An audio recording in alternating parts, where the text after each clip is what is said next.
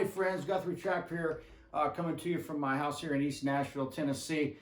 Thanks for all the support and all the comments. I'm so sorry. I used to respond to all these comments personally, and I hate not being able to do that. But I hope you hear this and realize that there's been some really heartfelt ones that I need to go back and respond to that were really, really amazing. And I really appreciate it. You know, it's hard for me to do these videos and not just be myself and try to, you know, advertise all my stuff, which I will do, of course. And I appreciate you being patient with me and putting up with me with that. But thanks always to you guys, man. I feel like this is a really cool community because we tend to be able to weed out the riffraff here as much as possible with, you know, any negative comments and stuff like that. I get rid of those guys. And so, and everybody else has just been so awesome. So approaching 40,000 followers, which I'm kind of excited about. And I do want to say a little bit about some stuff that's going on with the lessons and artist works and stuff like that.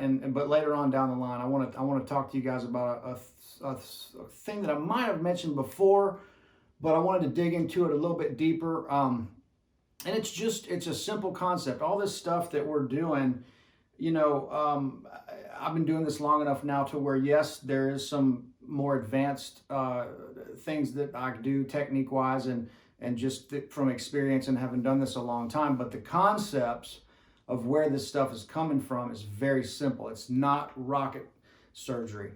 And so, again, cage system based out of the chord shape.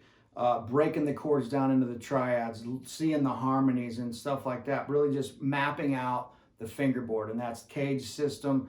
The chord's the foundation, the arpeggio is the first level of the framework, the pentatonics the second, the scales the next, and then after that it's on your path to using your ear and improvising, right? And so once we get those fundamentals down, you know, Bob's your uncle. You know, I mean, we're gonna be able to run with it from there. So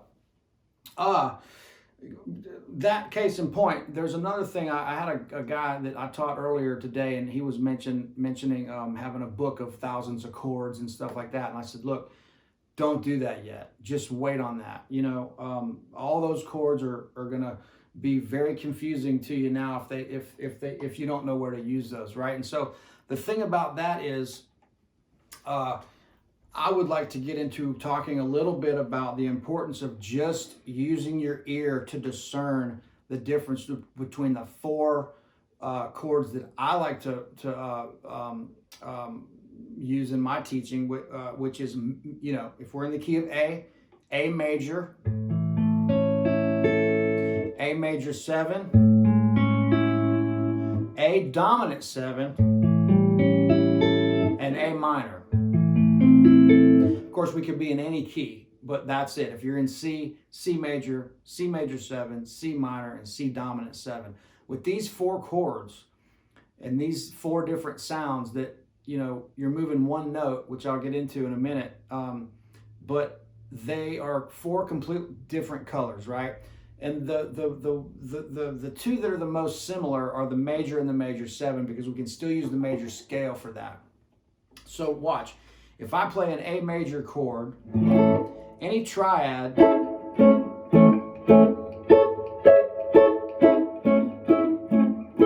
any of those, if I move the 1 back a half step, I get major 7. I move the 1 back a whole step, I get dominant 7. I move the 3rd back a half step, I get minor. And so I'm basing everything off a major triad. So if I have a major triad that's 1, 3, 5, and then 1, the octave. So 1, 3, 5, 1. A simple arpeggio. Now, when I move to major 7, the note that moves in the chord is the note you have to give extra attention to or outline when you're playing lead guitar or fills or anything outside of just a big chord. Because when the note changes in the chord, that's the sound that changes. It's a real simple concept.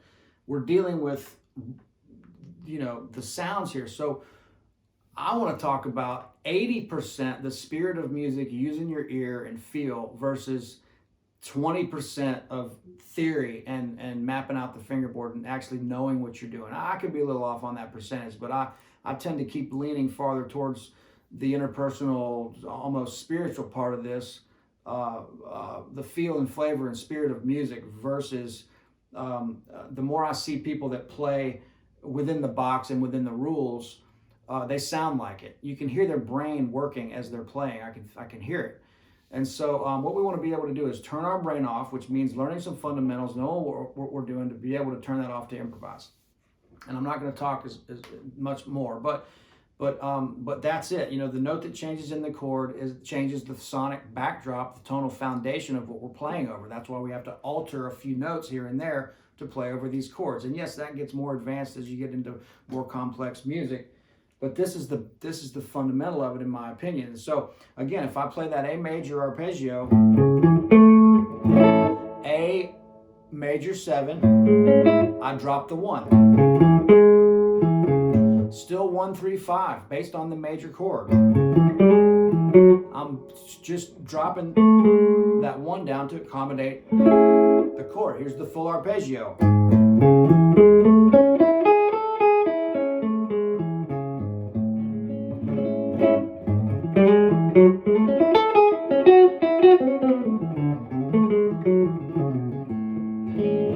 That gives you that sound. So now when I go to dominant 7, dropping the 1 down a whole step, here's my arpeggio because I still got the major 3rd. 1, 3, 5, flat 7, flat 7. Here's the full octave, two octaves.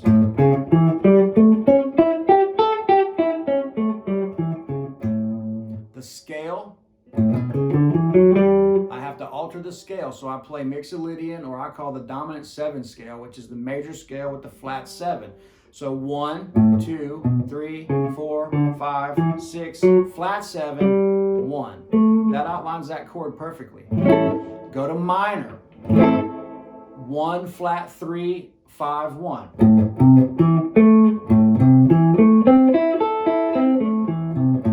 Right, add a nice scale, add the 2, get this. That sound. So I'm adding the B to the A minor pentatonic here, here, and here.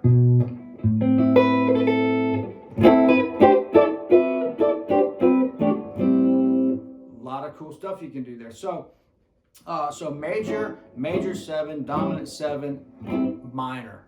So here's some A major. This is what A major sounds like. And it's really important when you practice, when you sit down to practice, go ahead and do all your stuff you've been doing for 20 years and have fun, and then make yourself accountable for, you're going to sit and work in, a major key, A major, E major, C major, G major, D major, whatever it is. Work in that major key for 10 minutes and just make your ear follow that. And if it strays off and you end up in another key, come back to that chord.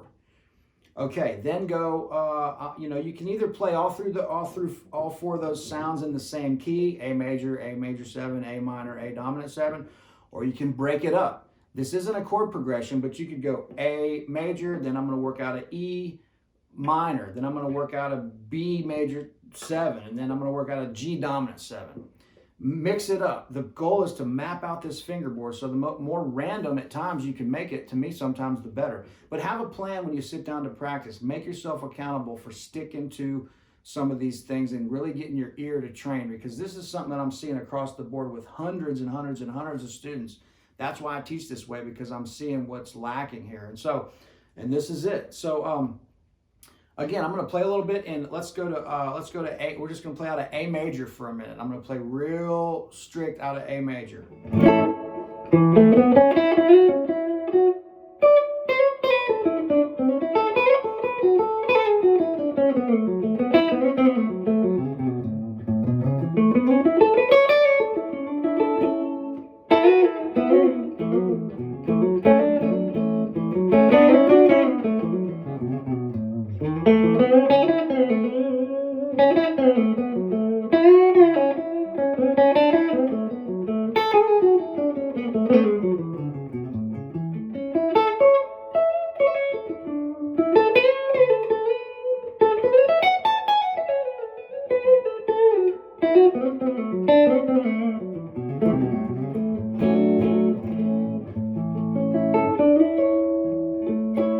Very A major, right? No coloration there, no flat sevens, no anything. Now I'm going to play out of, mix it up a little bit and play out of A dominant 7. Now we're incorporating a little bit of the blues, right? We got that rub between the 1, the flat 7, and the major 3rd.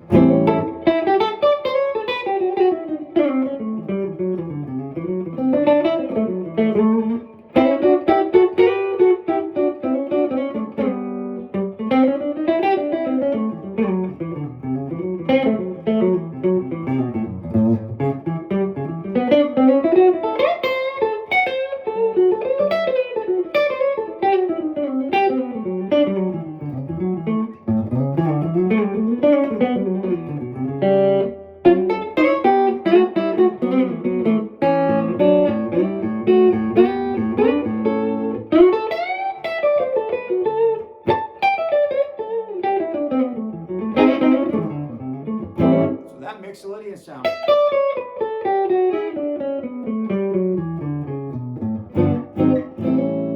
Right, that's the dominant 7 sound where you're still using the major 3rd, but you got the rub, the tritone with that flat 7 and major 3rd. Okay, now let's go to minor, A minor.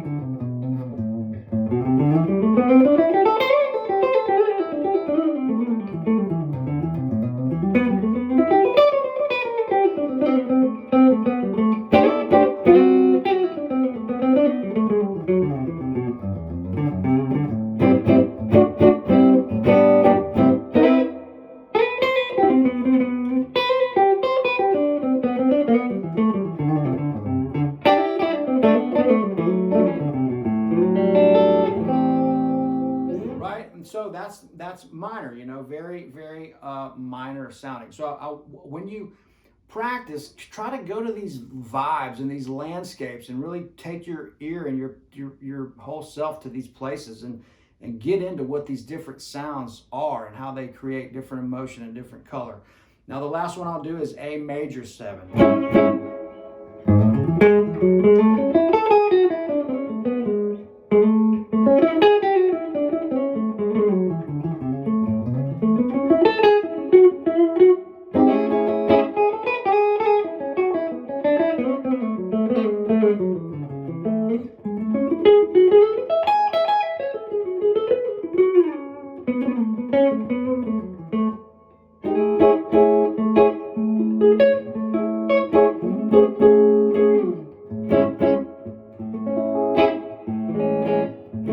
Those are the different inversions.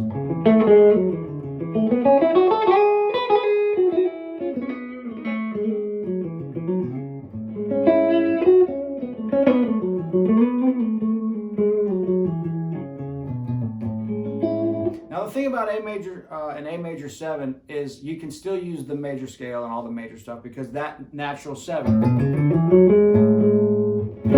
it's still in the scale, right? So the ones you change is when you go to the dominant 7 and the minor. I hope you got something out of that. Now I will say this, my last little spiel here is Christmas times are coming. And so if you do want to purchase a loved one or yourself or a friend or anybody a private Skype or Zoom guitar lesson, You can do that at my website at GuthrieTrapp.com. You can email me. You can book it on Calendly on there. Pick your own time slot. You can do any of that stuff right there on my website, GuthrieTrapp.com. Artist Works. Let me tell you some good news about this. So they're running all kinds of specials right now, of course, for the holidays. I've been getting tons of great feedback, as you guys have seen some of the comments on YouTube, guys that have signed up for it.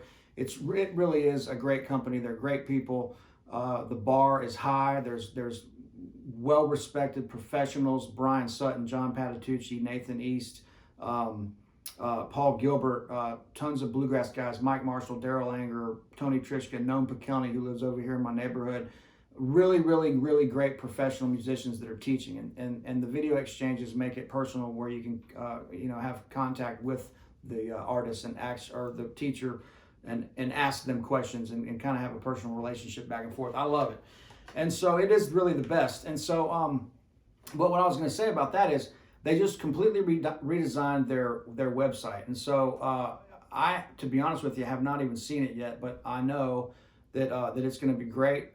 They have been working on it behind the scenes and just started launching them over the past couple days. So a whole new design there, a whole new look. It's going to be awesome.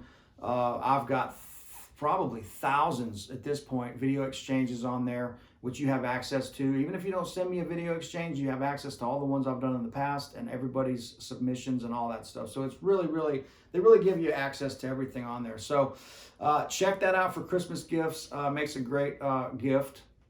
And of course, I'm trying to promote all that stuff. Also, check out some merch at my store. I've got t-shirts and all this kind of stuff. And so if you need some stocking stuffers or something like that, please check that out. I have to promote my stuff that I'm doing to make a living. So again, please check that out if you want. And then just wanted to say, man, thank you guys again for all the positivity, all the support. It's been a really crazy year. The motivation and inspiration and just our mental health, mood, everything has just been such a roller coaster this year. All in all, everything's been good, but man, I know it's just been crazy for all of us, no matter what level we're on. So thanks for all the great, feedback on those comments and some uplifting comments. I just appreciate it. I'm feeling grateful, and I love that you guys are interacting here and everything. And so I've talked way too much once again. I'll be back soon. Been a busy week with lessons, had some sessions, had a great hang with Charlie McCoy, as you guys saw the other day, this little place up the street here that's really cool. We're going to be doing some cool high-level music at, and I'm just happy to be here still kicking. So you guys have a great evening, and we'll see you really soon. All right, friends, thanks a bunch. Bye.